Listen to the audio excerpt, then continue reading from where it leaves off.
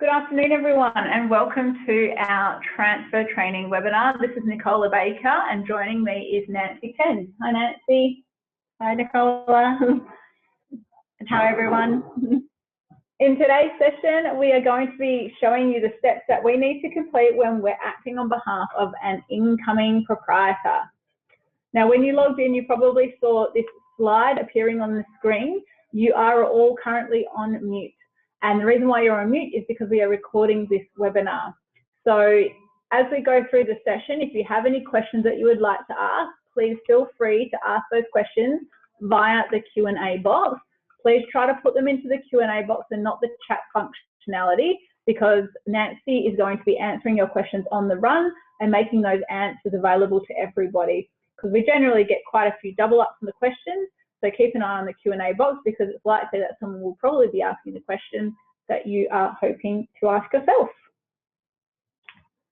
So let's get started. What's on the program today? Well, we're going to complete a transfer as the incoming proprietor. We're then going to have a very brief look at the transfer guidelines, and we'll show you where you can access those transfer guidelines. We're going to have a look at the PEXA certified online training modules and the PEXA community as well, which is where we can go and get helpful material following this webinar. Now, some very important things to note before we get started with our actual transaction. This webinar is assuming that you have a basic understanding of PEXA workspaces, the PEXA dashboard, and it's focusing on the role of incoming proprietor. So because we're acting as the incoming proprietor, we've got quite a few steps to get through. We're going to be stepping through those tasks very, very quickly. Hence why we're assuming you have some prior understanding of PEXA. Now, because we've got quite a few people logged in today, it's important that we stick to the topic of incoming proprietor role. We are running webinars for the proprietor on title role. So if you have any questions relating to that role, then please log in and register for that particular webinar.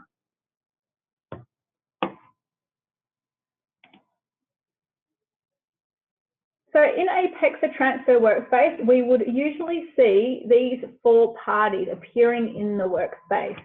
So we'll have a proprietor on title, which is who we know in Victoria to be the vendor. We might also see a mortgagee on title. So if the vendor, borrowed money to purchase the home originally, then that will be in the workspace as well. They're the bank that currently holds the current mortgage. Then we've got our incoming team. We'll have the incoming proprietor, also known as the purchaser, and the incoming bank. So the bank is going to be lending money to the purchaser to buy this new property. So within a PEXA workspace, we might see all of those roles. We might see only some of them, but in today's exercise, we're going to be focusing on the role of incoming proprietor. So before we get started on our transaction, our scenario for the day is Margaret and Maxwell Black have signed a contract to sell their property at 271 Ocean View Lane in Lorne to William and Amanda Wakefield. So we've got Mr. and Mrs. Black, represented by Kakadu Property Law, and they currently have a mortgage registered to Whitsunday Island Bank.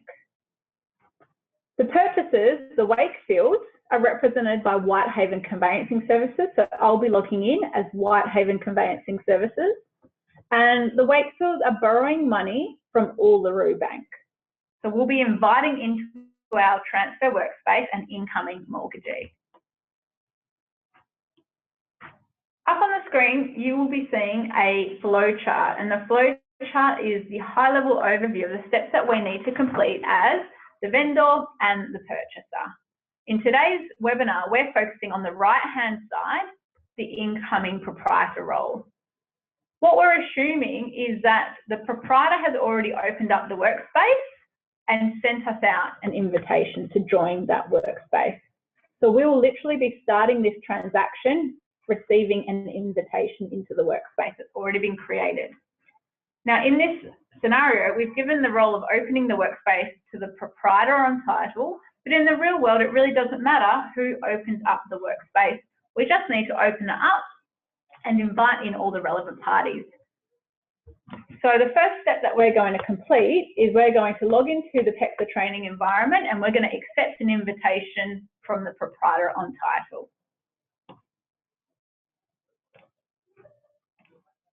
So what I'm doing is logging in as Whitehaven Conveyancing. This is our training environment. And what I can see here is I'm Sam from Whitehaven and I have some invitations. So I click on the invitations tab and I can see that there are some invitations sitting here from Kakadu Property Law. So to get a bit more information, I hit the view button. And this is what my invitation into that workspace will look like. Who the invitation is from, the workspace ID, the property address, the client names are appearing there, the land title reference, and some additional notes. So the guidelines say we've got 2 business days to accept or decline or forward this invitation to another subscriber. So because I recognise this transaction, I'm going to accept it. And I put in my reference number, which is my matter number or my file name.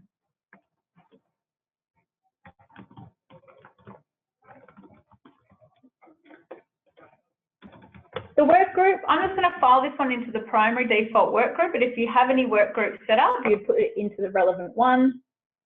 And I'm going to leave this box ticked, open the workspace upon acceptance, so that I go straight into that workspace and start completing some tasks.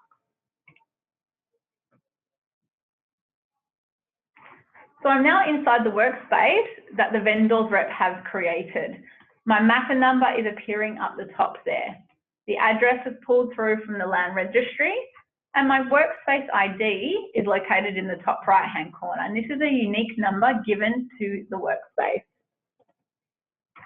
We've got our lodgement bar, which relates to the document, and the financial settlement bar, which relates to the finances. And we need to take steps so that we move both of these bars to ready and ready. Our documents need to be ready for settlement and our finances need to be ready for settlement. A bit further down, we've got some outstanding tasks, which are really great to jog our memory, to remind us that we've got things to complete. And the rest of that form will populate more data as we complete some tasks. Now, what the guidelines tell us is that once we've accepted an invitation into the workspace, we should go ahead and accept the settlement date and time, because that's usually noted in the contract, so it's pretty easy to identify. To complete that step, we can either click on the outstanding task, or we can click on the left-hand side where the date and time is sitting. Both of those take us to the same location. So I'm going to click on one of those links. It's telling me the date and the time that settlement has been set for. It's telling me that Whitehaven is still pending, so that's my firm. Kakadu have accepted it. I'm going to accept that date and time and hit the save button. And we have completed step 1 on our flow chart, which is to review and accept the invitation and accept the settlement date and time. The next thing that we're going to do is review the land title details and then create our parties, William and Amanda Wakefield. So I'm in my workspace. To check the land titles, I'm just going to move down to land titles on the left-hand panel. And all I'm doing is spending 10 seconds reviewing this data to make sure that, yes, this is the correct land title. There's a mortgage there to Whitsunday Island Bank, so that will obviously have to be discharged at settlement. And down the bottom, we've got our title activity checks. So if you've used PEXA before, you'll know that when we have a settlement date and time, we've got periodic title activity checks being performed leading up to settlement. So when we're 1 month away, it will complete a check for us every week. When we're 1 week away from settlement, it'll do a check on the title every day. And on the day of settlement, it'll do one final check 55 minutes before settlement is due. If there's any activity, this will say positive and will be emailed and notified that there has been activity on the title. We will then need to take steps to investigate whatever that activity was. Now, just to highlight, we have this big blue button here saying add land title. So if this particular matter involves multiple land titles, let's say it's an apartment and a car bay, so we've got an accessory land title, we can add in that additional land title using the blue button. We're going to pretend for today's example that there is no accessory land title. Once we've checked the land title references, we are going to move down to the participant screen because we need to tell the system who we represent in this transaction. So we're Whitehaven Conveyancing Services. We haven't got any parties represented yet. And we've got Kakadu Property Law representing the Blacks. And it looks like they've sent off an invitation to Whitsunday Island Bank. So to create our parties, William and Amanda Wakefield, we're going to use these big blue buttons on the right-hand side, create party. We're going to say, I represent this party. They're not a panel master or a frequently represented party, so we're just going to ignore that box there, and their role has populated as incoming proprietor. We just then have to fill in the details of our client. So the name, title, full legal name, and date of birth. The party capacity is optional, so if it's not relevant, you just leave it blank. In this scenario, it's not relevant. Are they acting as a trustee? Well, they're not, but again, if they were, you would say yes, and you'd put in the name of the trust. Party capacity for the notice of acquisition, it's an optional question. If it's relevant, you say personal representative. If it's not relevant, you can leave that one blank. The next little checkbox here is relating to an app called Settle Me. So this is an additional tool that you can use alongside PEXA, where you can invite your clients in to join a particular app called Settle Me, and they can track their settlement via that app. And it will have like a countdown timer telling them how many days to go until settlement. And you can even put in there like a little checklist to remind them if they've got documents or things to send in to you leading up to settlement. The contact details, we do need a phone number or an email address. And if you click on the little information eye, you can see there it's telling us this will get populated into the notice of acquisition. So we're going to put in a phone number. Has this party previously held land in any other name? This is a State Revenue Office question and it is optional. So if you know that Amanda Wakefield previously owned land as Amanda Smith, then you can say yes and put that in. If she hasn't owned land in any other name, you can say no. Or if you haven't asked the question, you can just leave it blank.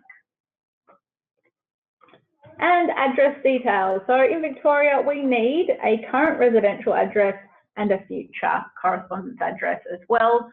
So if you have those details of your client, you can add in the address details here. If you do not know what those details are right now, you can wait until you get to the document screen and you can enter it in directly via the document screen.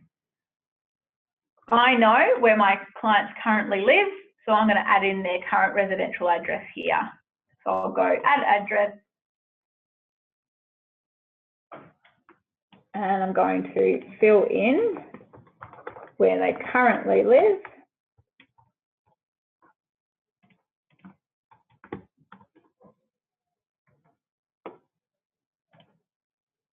And then I'm just going to review the details to make sure that everything I have populated is correct. There's my address that I just added in.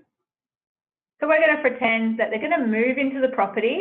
So that property address is always going to be available there. So we don't need to add in the future correspondence address because it will always be available if they're moving into the property. So I'm going to hit the save button on that one.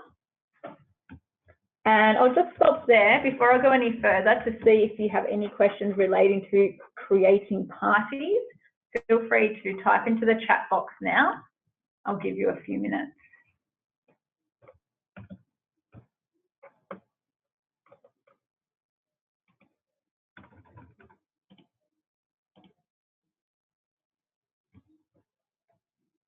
Okay. Doesn't look like we've got too many questions, so that's excellent. If you do, keep typing them in and Nancy is going to be answering them for you. So I've created Amanda Wakefield, but it's actually Amanda and William, her husband, who are purchasing this property. So I'm quickly going to create William's details using that blue button. So I'll just whiz through this part because obviously we've just gone through all the different fields.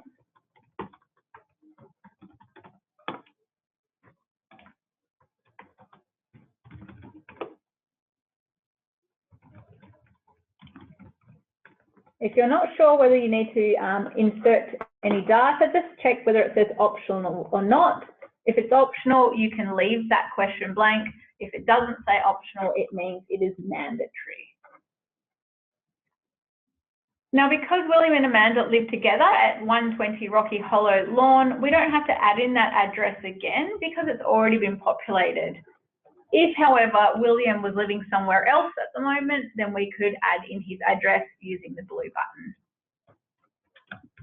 So we're going to pretend that they're living at 21 Rocky Hollow, so we can just hit the save button on that one. And we should be married up with William and Amanda Wakefield. So let's go back to our flow chart and see where we have come to. We've created our parties, William and Amanda. The next step is the pink box, invite in the incoming mortgagee if applicable. So we know the Wakefields have told us they're borrowing money from Uluru Bank. So we need to invite them into the workspace.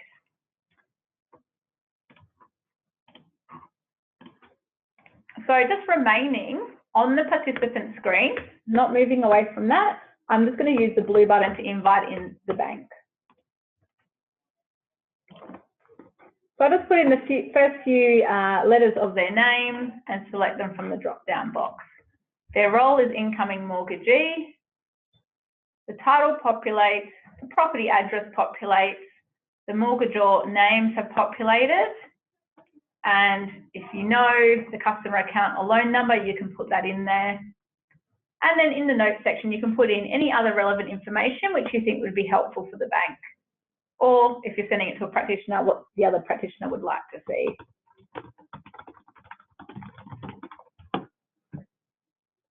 So just reviewing Uluru Bank as incoming mortgagee, filling in all the mandatory fields and hitting send invitations.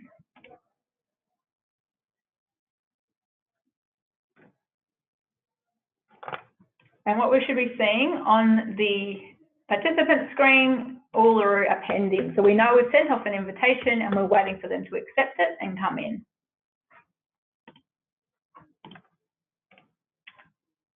So just looking at our flow chart, we've invited in Uluru. Our next step is to prepare the transfer and edit the notice of acquisition. So just following this left-hand panel on the side here, I'm going to move down to the document screen to create some documents.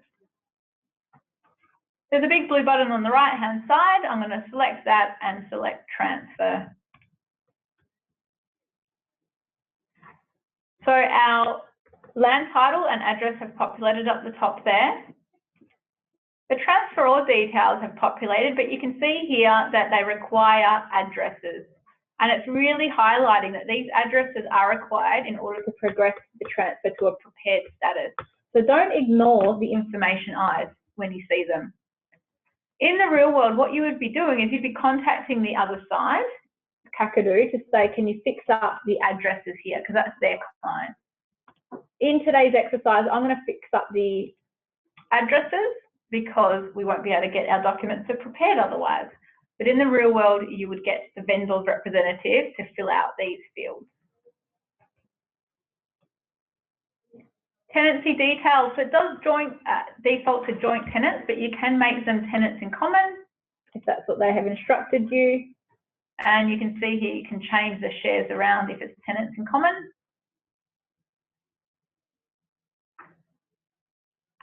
Transferee details, so again, we need to populate these fields. It's telling us, make sure you've got them, otherwise you will not be able to get to a prepared status.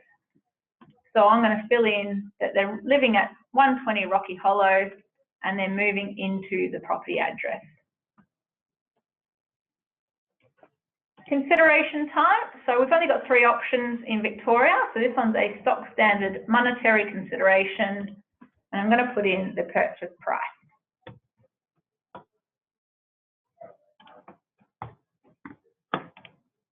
The rest of those fields are a breakdown of the purchase price for the State Revenue Office. So if GST and goodwill is not relevant to your matter, you can just leave those fields blank.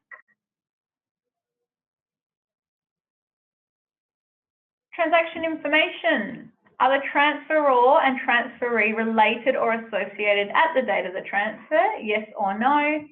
If they are related, you have to put in the market value of the property. Were all the transferees named in the contract? They were, but if they were not, you would say no, and you'd say who wasn't named in the contract.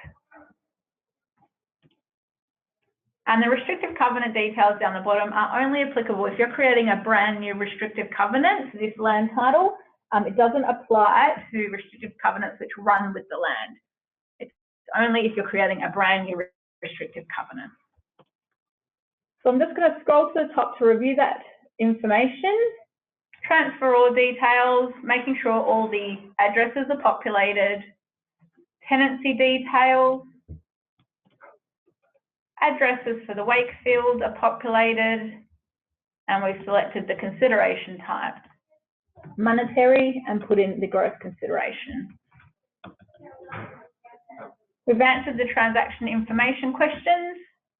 And there are no new restrictive covenants. So I'm hitting the save button.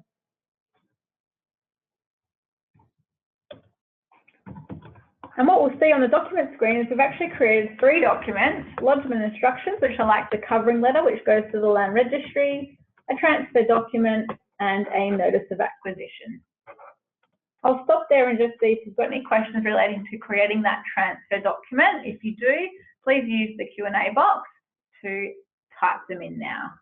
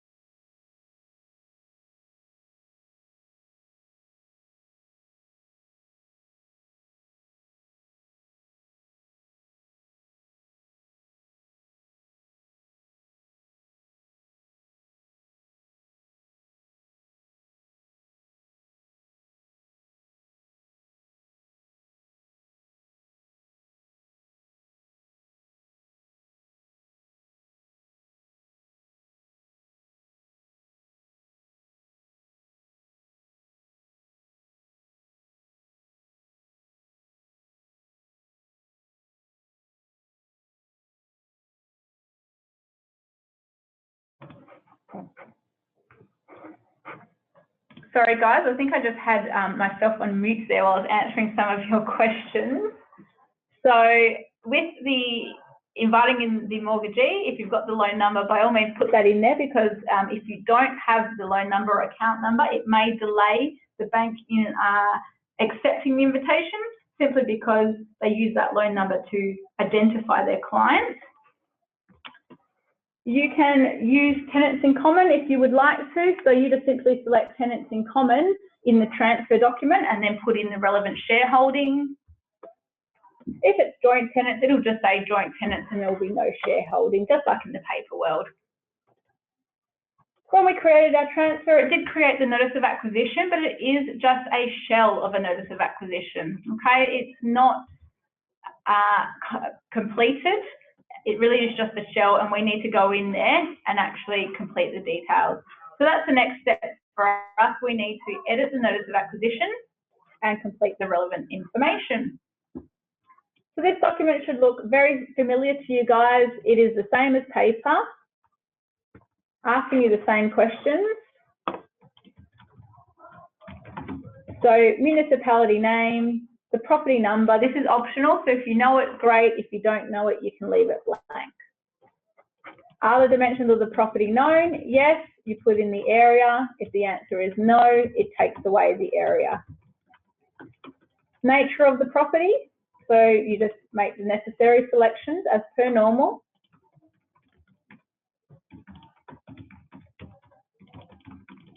Put in the number of bedrooms and the property sale price. Information about the transferors has come through from the participant screen. So this is what the vendor's reps filled in, and the same thing with our transferees, coming straight from the participant screen. We've got some questions here which we need to answer in relation to the purchasers. Which transferee is the State Revenue Office lead customer?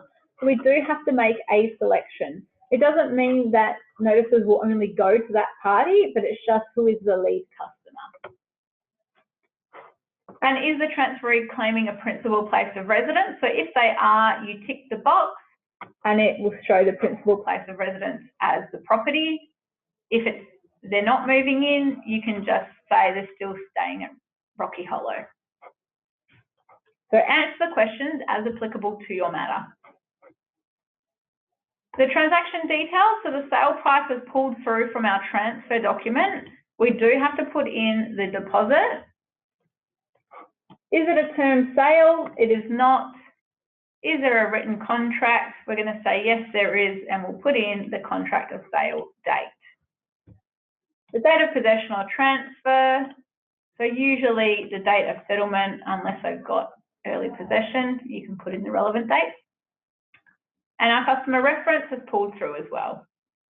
So just answering the questions as they are asked. Again, shouldn't look too unfamiliar to you. We'll just go through that form again,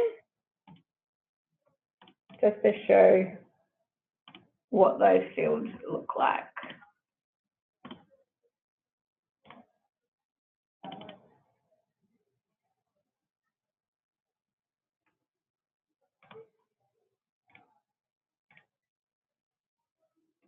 So just filling in the details as they relate to our matter and just checking that all the information is correct.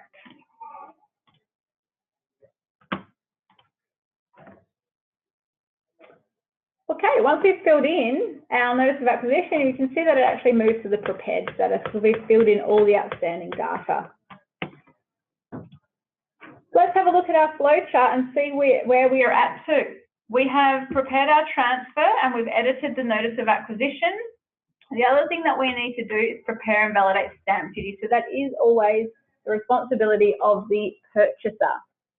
So before I go ahead and show you the stamp duties area, we have a question that we are going to have a look at in relation to the notice of acquisition. Is the notice of acquisition sent to the relevant council and water authorities through PEXA? Laura, unfortunately, that isn't happening in PEXA.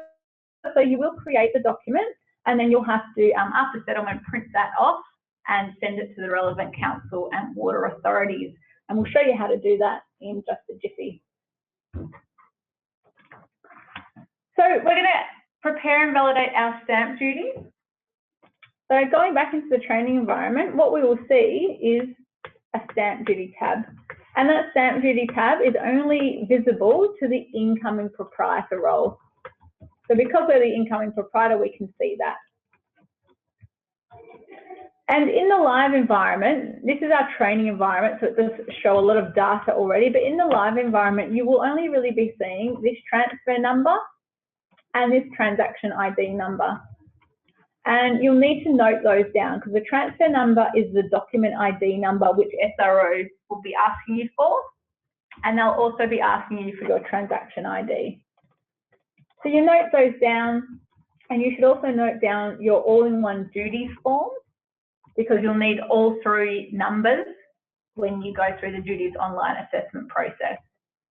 So you'll note down all the relevant reference numbers, log into duties online and retrieve a PEXA transaction. It'll then ask you for the relevant reference numbers.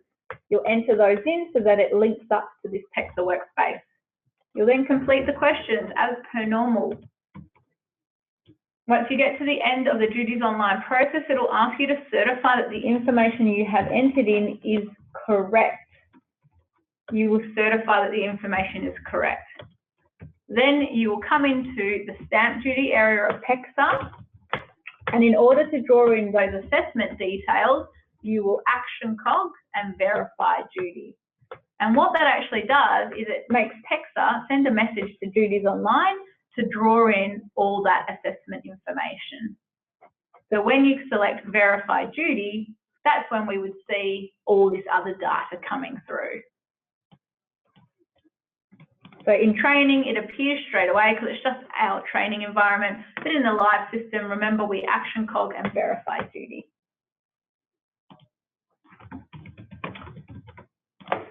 So once we've completed our stamping, we can go ahead and actually view all of our documents that we've created. So to view the documents, we action cog and view. And this is where we could be printing off our notice of acquisition to send it to the relevant authorities. So we just right click and print, and you can then print it to paper, or if you wanted to, you could print it as a PDF and save that into your document management system. So just reviewing those details to make sure that what you've entered in is correct. And we'd also like to look at our transfer. So again, we action cog and view the transfer.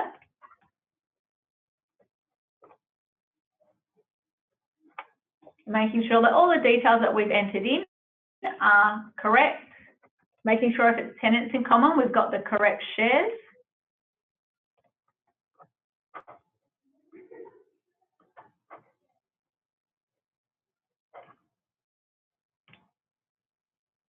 And again, if we've noticed that we have entered in something incorrect, we can action cog and edit the document. So just going to stop there before we move on to see if anyone has any questions. Feel free to type into the Q&A box now.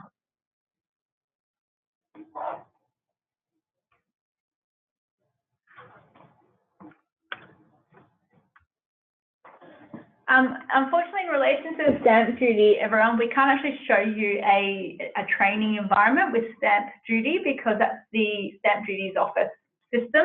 But I understand the State Revenue Office are running webinars that you can register to attend, so you can see in their system what it looks like and what sort of questions you'll be asked. So the State Revenue Office are running webinars regarding stamping in duties online.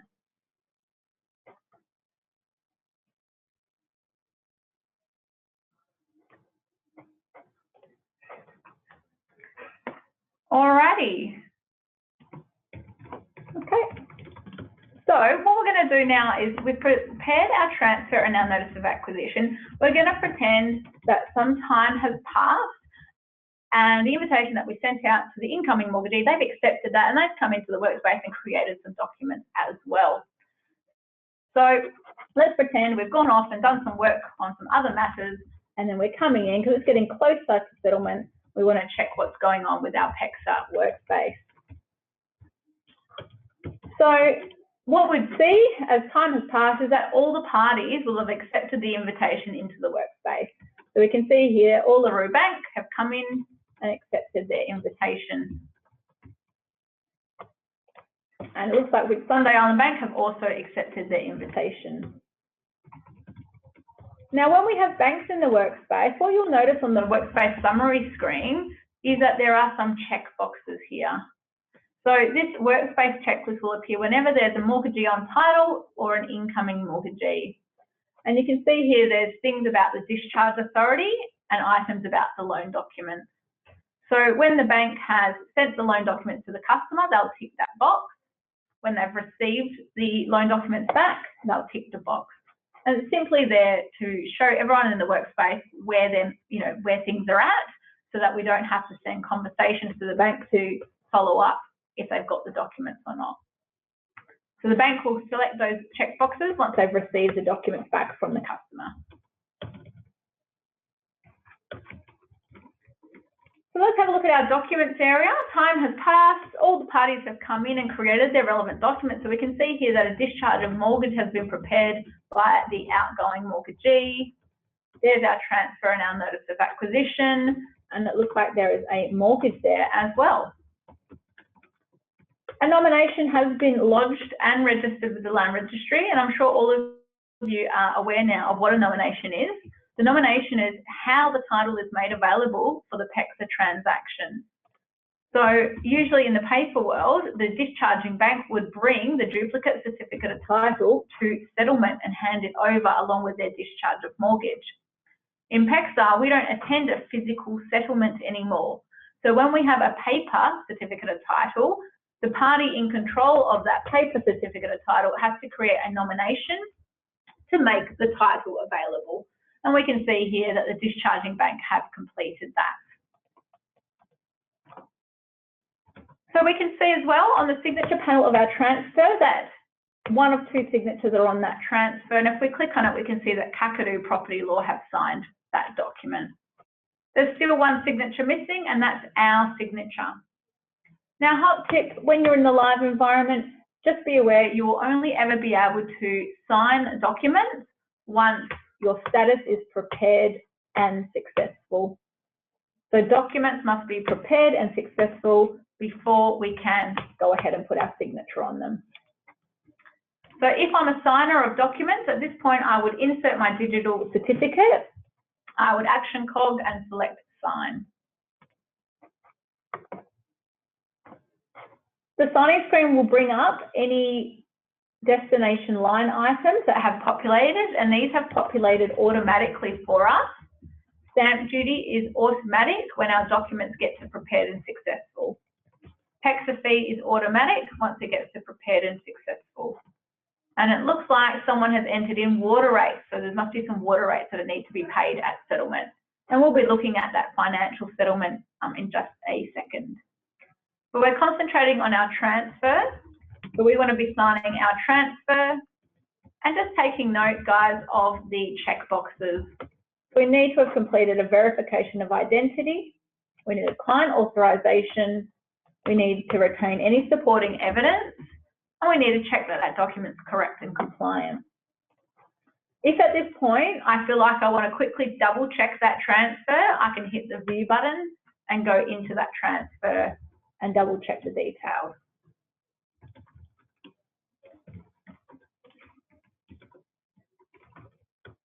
Again, same thing with the notice of acquisition. I've checked that the document's correct and compliant. If I want to view it, I can hit the view button.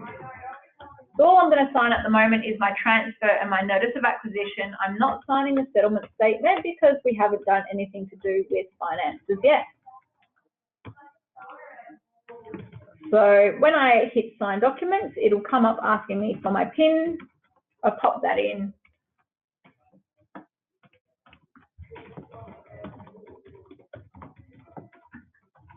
And that will then sign my name onto the documents on behalf of my client. And so we can see here now we've got 2 of 2 signatures on our transfer, 2 of 2 on our notice of acquisition, and we can see who signed them. Beautiful. So the next thing that we need to do is, if we have a look at our flow chart, we've viewed and signed all of our documents. We now need to enter in some destination funds and input some source funds if we need to. So this is all going to be happening in the settlement tab.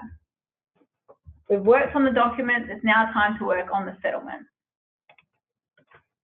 The finances all happen in this settlement area here. And the settlement schedule can be quite daunting to start off with, but at the end of the day, what you need to remember is it really just comprises where is money coming from, which is source funds, and where is money going, which is the adjustments and payments. So if I click on the source funds, we can see that the bank have uploaded a source line item, or you might liken that to drawing a check for $550,000. The adjustments and payments are where is the money going. So these are our check directions. This is what we would usually contact the bank to say, we need checks for water rates, professional fees, vendor funds, you know, whatever it might be. Where is the money going? In the adjustments and payments tab, there is an inbuilt adjustments calculator if you would like to use it, and it's purely optional. You do not need to use the adjustments calculator if you currently have a system that you use and you're happy with that system. But if you wanted to, you could put all your adjustments into the workspace and download a settlement statement in the workspace here. So just to quickly show you, it looks like the vendor's rep have put in the water rate payment of $679. That's their adjustment that they've entered in. And I'll add in another one just to show you how the calculator works. So the description I'm going to use is council rates. We treat it as paid or unpaid. We put in the date range.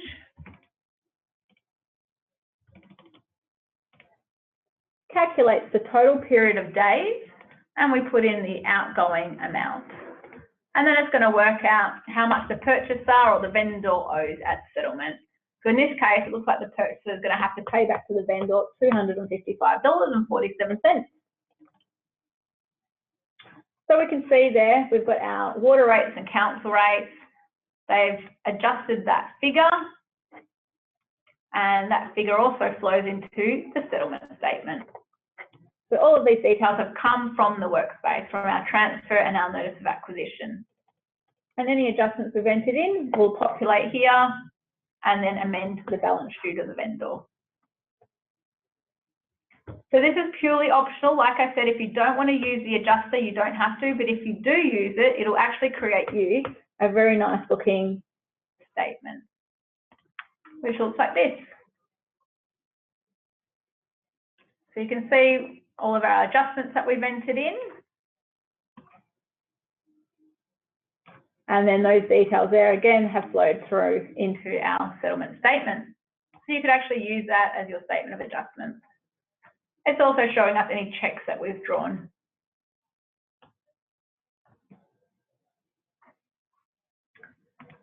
So let's pretend that we've entered in all of our adjustments.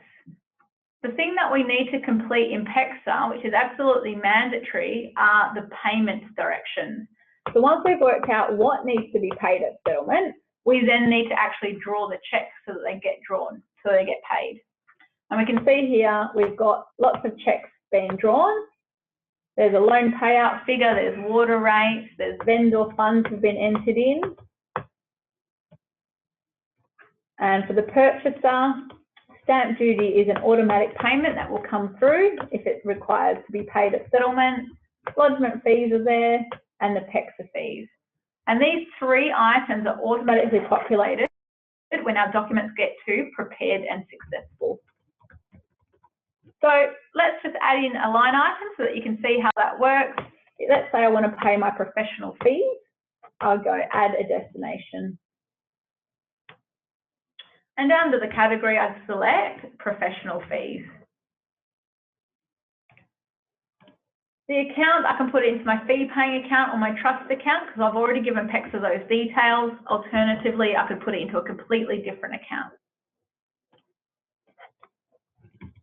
I'm going to put in how much my fees are and a transaction description. So usually put your matter number or your file name in here because when the money comes through, how will you identify what it's for? The final account details for practitioners, you can pretty much leave these blank because they are for financial institutions so that they can reconcile funds at the end of the day. They have a lot of pots of money and they use this to reconcile where money needs to go. From your perspective, you just leave this area blank. So I've put in my professional fees in my fee paying account. I've said how much money and a transaction description.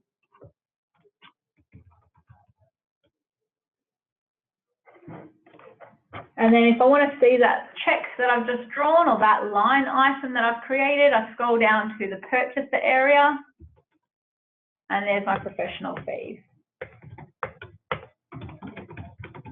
So I can continue to add in destination line items for everything that needs to be paid at settlement. Now, I know we generally get quite a few questions about adding in destinations, so if you have any questions, start typing them into the Q&A box now, and we'll go through and answer them.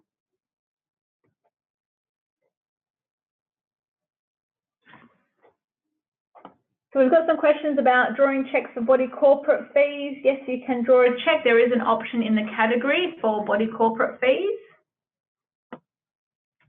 You will need the account details or the BPay details. So there's absolutely no way that you can make an electronic payment without one of those. Just think of it like online banking. When you go to send money to your friends or your mum or your dad, you need to either have account details or a bill code and a reference number.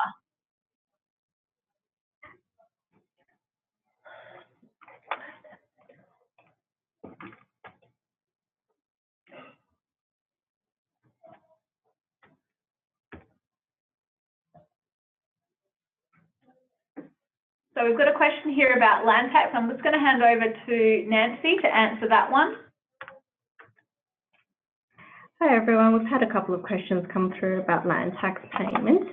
So what we recommend is to direct a land tax payment to someone's trust account. So whether it's the purchaser's representative's trust account or the vendor's trust account, and then a trust check be drawn after settlement. Now the reason for that is because at the moment the SRO is still working on the electronic payments for land tax certificates, and so they'll be looking at implementing that hopefully in the near future. But until then, it is recommended that you send a trust check into the SRO with a covering letter for which property it is for. And the reason for that is because a vendor might own multiple properties, and if you do an electronic payment, the system at the SRO they may not recognise which property should be allocated to. So just to be on the safe side, but it's just a trust check. Thank you. Excellent. Thank you very much, Nancy. So we're going to pretend that we've added in all of our destinations. Okay, so all the checks that need to be paid or drawn for settlement, they've all been drawn. Okay, and you can see all the different categories that you can use here to pay what needs to be paid at settlement. Okay, so you can see you've got the option of BPay or bank transfer for all of your payments.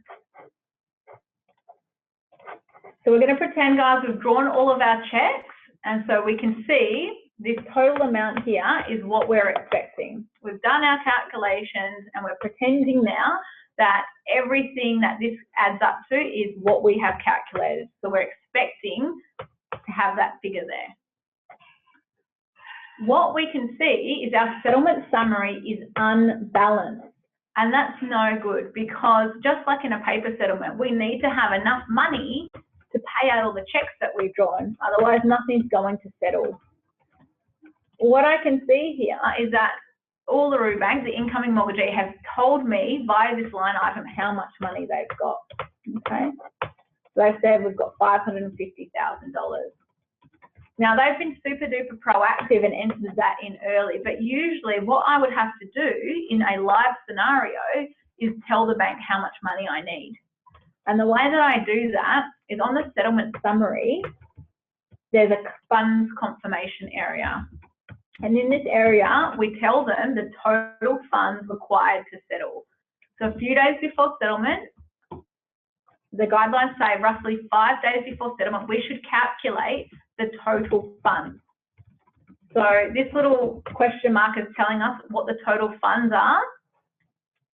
The total funds as agreed by both the incoming proprietor and proprietor on title. It includes the adjusted balance of the purchase price, all registration fees, stamp duty, PEXA fees, and professional fees. So you add that up, and then you're going to tell the bank how much that is by clicking the add button.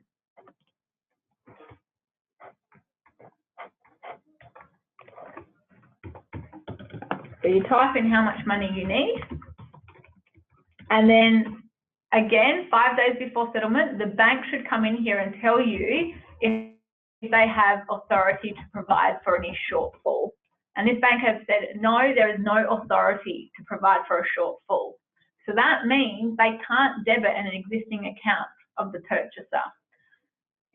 If there's no account that they have authority to debit from, the only way that you can come up with the shortfall is by getting that money put into your trust account.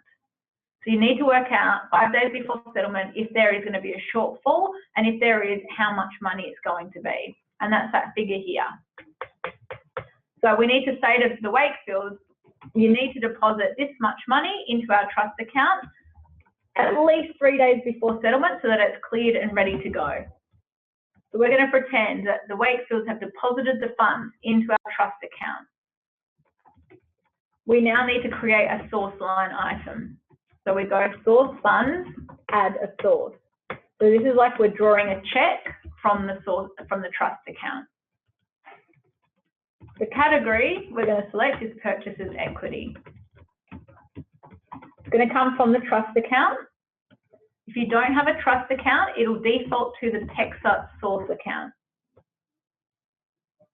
We're going to put in the amount of that shortfall, and we put in our client's name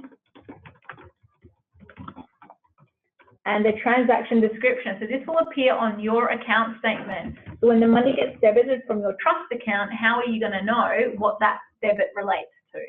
So you probably put in your mass number or your file name.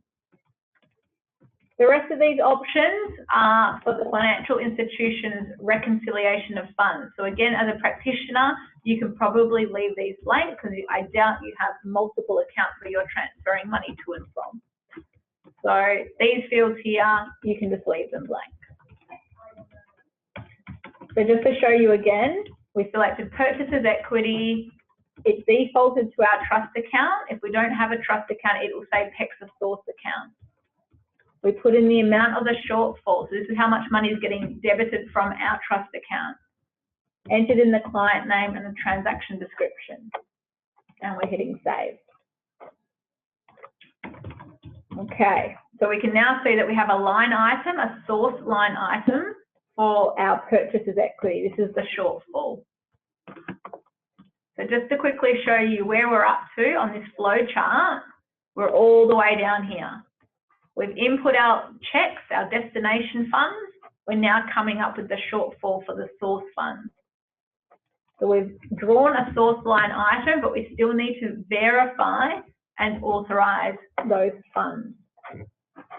So what is verifying? Verifying is someone who has authority to do so, has checked the trust account and can confirm that the money is in there and ready to go. So if you have that permission assigned to you, you action cog the line item and you say verify funds. This box will pop up saying, please make sure that your funds will be made available for financial settlement. Would you like to continue? Yes, we would. Fund status, still not ready. And that's because at the moment, no one's really signed the trust check. So just think of it in the paper world, we would normally get our trust signatories to sign the trust check. Well, in PEXA, we do something very similar and it's called authorising funds. So if, again, I am a trust signatory, I will insert my digital certificate, I action cog, and I would select authorise funds. And only trust signatories who are named as trust signatories down at the bank will be allowed to complete this task. You cannot assign this task to anybody in the office other than trust signatories. So I've inserted my digital certificate. I'm selecting the action cog and authorise funds. It's going to show me all of my line items that I've entered in. Again, I can check the account details, the amounts, and I'm going to sign off on the settlement statement. So I'm signing off on the checks. I'm also doing the authorisation of trust funds as well.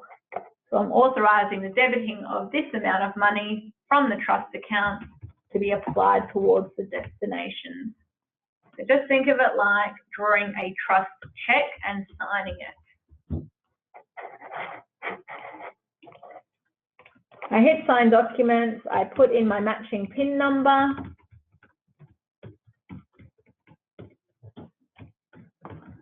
And my source funds are now ready. And that's what we want to see. If we're not seeing ready, it means we either haven't verified or we haven't authorized the funds. What we should be seeing now is a balanced settlement summary. Our source funds are matching all of our payments. Okay, so think of it a bit like accounting, our debits must match our credits. And to check whether everyone has signed the settlement summary, I can scroll down to the bottom of the screen and we can see all the signatures there. So if there was a signature missing, well, we would know if it was Whitsunday Island Bank, they still need to sign off, or it might be Kakadu, or it might be Whitehaven. But in this scenario, everybody has signed off. So I'm just going to stop there and see if we have some questions about adding a source line item.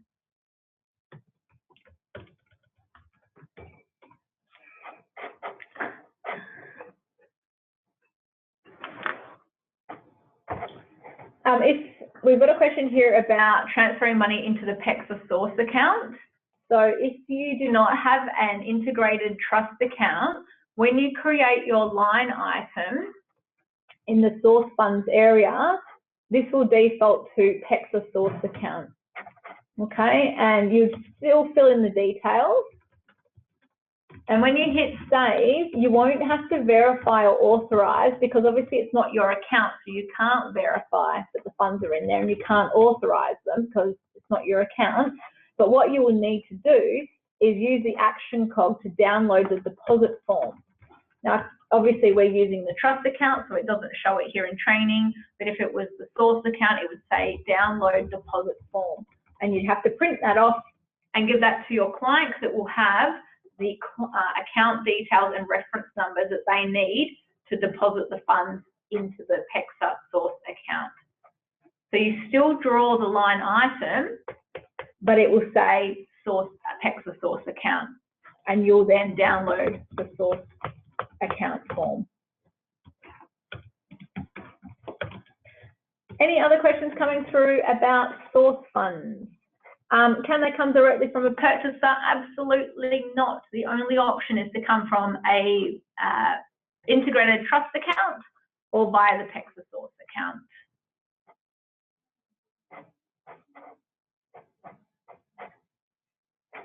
Alrighty. Continue to type your questions in there, guys. We will go through and answer them. Nancy is answering quite a few of them at the moment. So I'm just going to go through and re-sign my documents and my finances. And then what we really want to see in our workspace is that it is ready. And the reason we want it to be ready is because that means documents are all completed and signed and finances are completed and ready for settlement. And provided we get to this ready status at the scheduled date and time, then settlement will take off automatically for us. So we don't need to press the go button or be logged into the PEXA environment. We just have to make sure we are ready, and then settlement will start for us. And after the session, we'll send you a link to a video called What Happens at Settlement, which is available to watch in our PEXA community, which explains what happens when the documents are lodging and the finances are moving across as well. Unfortunately, I can't show you that one today, guys, because the sound won't come through on the webinar. So you just have to go to the community to view that.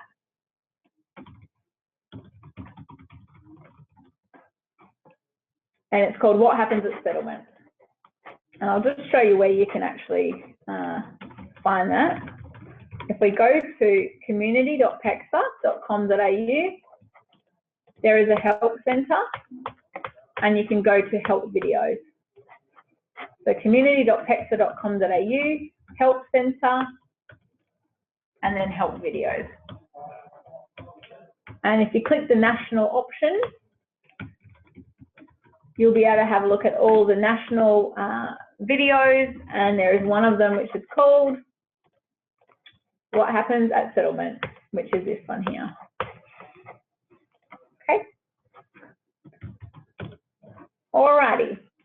In the interest of time, we're moving on to transfer guidelines. Now, you would have noticed that every now and then I said, according to the guidelines, we need to complete this within so many days or so many hours. And that's the transfer guidelines. These guidelines have been developed through industry-wide collaboration. The intention is that we are trying to meet the needs of all of our PEXA subscribers, both practitioners and banks. So it's not PEXA who comes up with the transfer guidelines. We actually have a working group of practitioners and financial institutions who get together on a regular basis to review and update these transfer guidelines. And the objective of these guidelines is to ensure that we are completing our tasks in a timely manner, and so that everyone else in the workspace can know when to expect us to complete our tasks. So it's not only what do I need to do and when, but when can I expect the other participants in the workspace to complete their tasks as well. Please be aware that they are not intended to override any existing contractual obligations. So they are guidelines only. Your existing contractual obligations will still apply.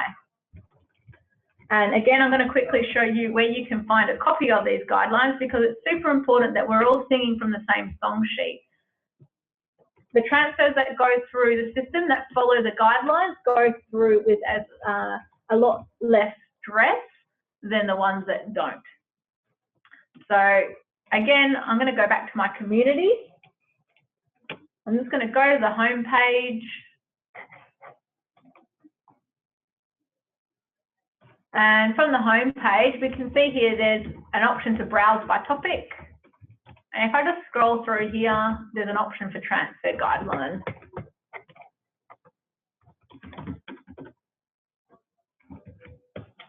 And in the community, you can look at the guidelines individually. So if you're just looking for one particular one, like when do I have to accept this invitation, you can click on it and it tells you, well, everyone has to accept invitations within 2 business days.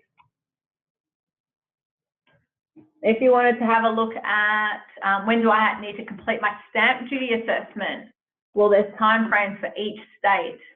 So for Victoria, we need to complete our stamping at least 1 week before settlement. Purchaser's equity, when do I need to enter in the purchaser's equity? So if we're going to be using our trust account or the source account, we need to enter in that line item 5 days before settlement. And if you just want to look at all of them in one big PDF, you can just come down here and click on the link and download the PDF. And that's got everyone's guidelines in there. So they're all color coordinated. And then you can go through and have a look at each of those guidelines. Again, available for free on the PEXA community.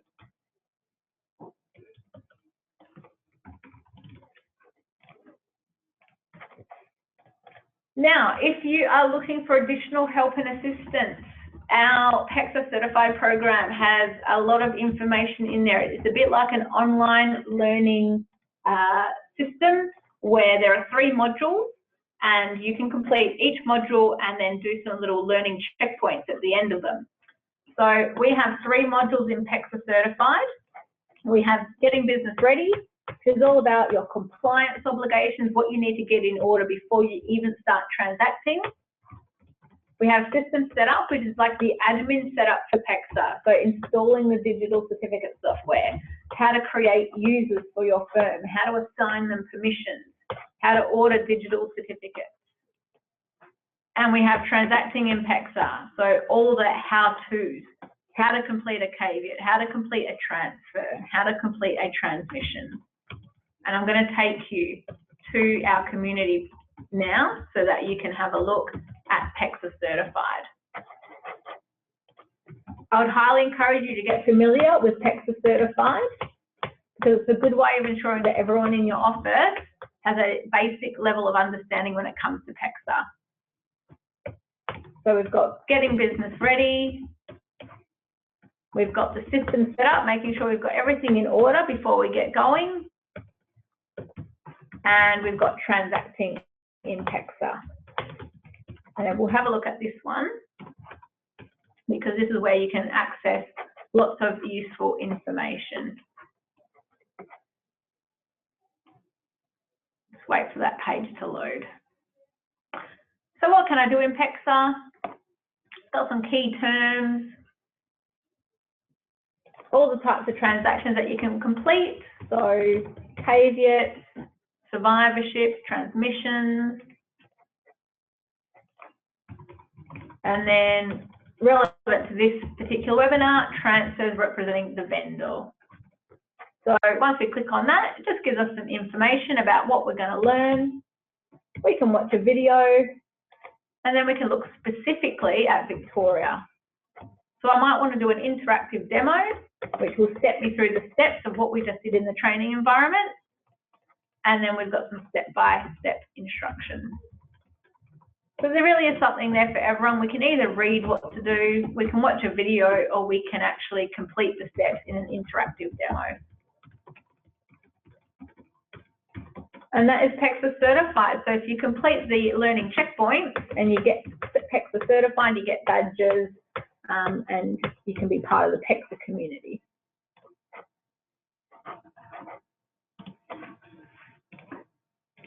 All right, so that pretty much covers our webinar on completing a transfer as the incoming proprietor. Before we log off, I'm actually going to hand over to Nancy, and she's just going to share some of the questions that have come through, which are probably relevant to everybody. I'm sure she's probably already actually answered most of them, but just one or two which are useful for everyone to hear.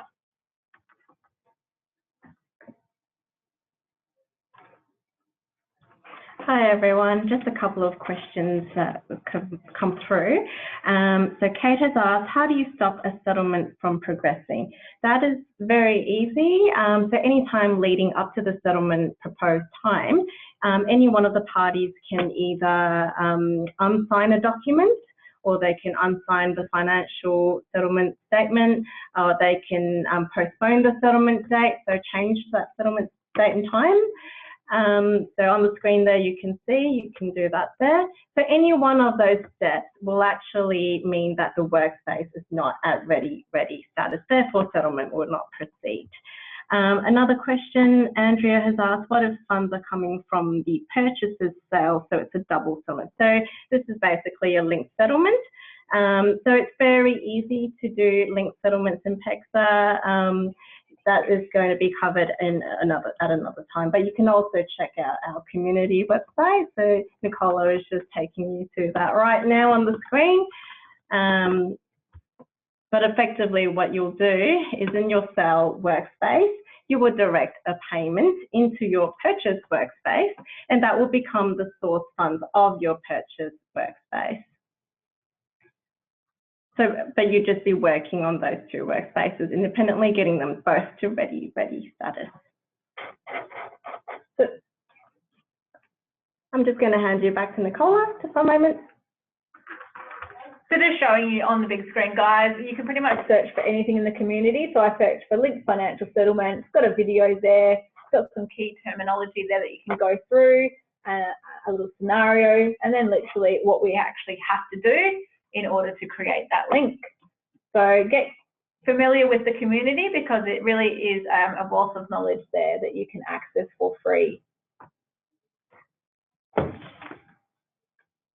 Okay, so what we'll be doing after this session, we are slightly over time, so we will be finishing up now. At some point, we will be uploading the recording of this webinar and the slide pack in the community. So in the same place that you registered for the webinars, we'll be uploading the webinar recording and the slide pack in that same location. So have a look out, they'll be coming very shortly. All the information that we've actually had in those slide packs is available in the community. So the flow chart is in the community, all the step-by-step instructions are in the community as well. So like I said, please get super duper familiar with them.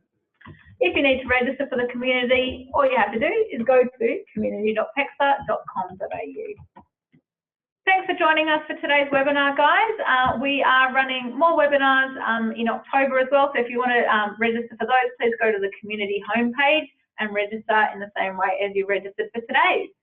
In the meantime, have a fantastic afternoon and thank you for joining us.